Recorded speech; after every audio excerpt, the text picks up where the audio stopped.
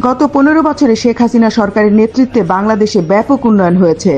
অবকাঠামো থেকে শুরু করে অর্থনৈতিক খাতে ছিল দৃশ্যমান অগ্রগতি। 2021 সালে এমনকি করোনাকালেও বাংলাদেশ ব্যাংকের রিজার্ভ পৌঁছেছিল প্রায় $48 বিলিয়ন। তবে ইউক্রেন রাশিয়া যুদ্ধের কারণে বিশ্ব অর্থনীতি ধাক্কা খেলে রিজার্ভ কমে আসে $28 বিলিয়ন। কিন্তু 5 আগস্টে জঙ্গি হামলার মাধ্যমে হঠাৎ পরিবর্তন আসে দেশের রাজনৈতিক পরিস্থিতিতে। শেখ হাসিনা সরকারকে হটিয়ে ক্ষমতা দখল করে নেয় দখলদার ইউনূস সরকার। এরপরেই থমকে যায় দেশের চলমান উন্নয়ন প্রকল্পগুলো। দেশের বিভিন্ন উন্নয়ন প্রকল্প বন্ধ হয়ে যাওয়ার পাশাপাশি কোথাও কোনো বিল পরিশোধ করছে না সরকার। একের পর এক বন্ধ হয়ে গেছে গার্মেন্টস শিল্প। রপ্তানি খাত হয়েছে মারাত্মকভাবে ক্ষতিগ্রস্ত। কর্মসংস্থান হারিয়েছে হাজার হাজার শ্রমিক। আর সরকার দাবি করছে রেমিটেন্স প্রবাহ বেড়ে গেছে, ফলে রিজার্ভ ভালো অবস্থানে রয়েছে।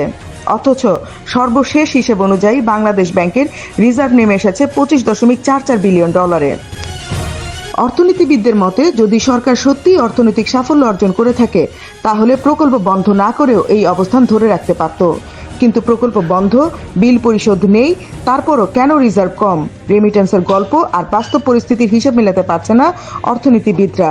তারা বলছে ইউনূস সরকার এখানে শুভঙ্করের ফাঁকি দিচ্ছে জনগণকে।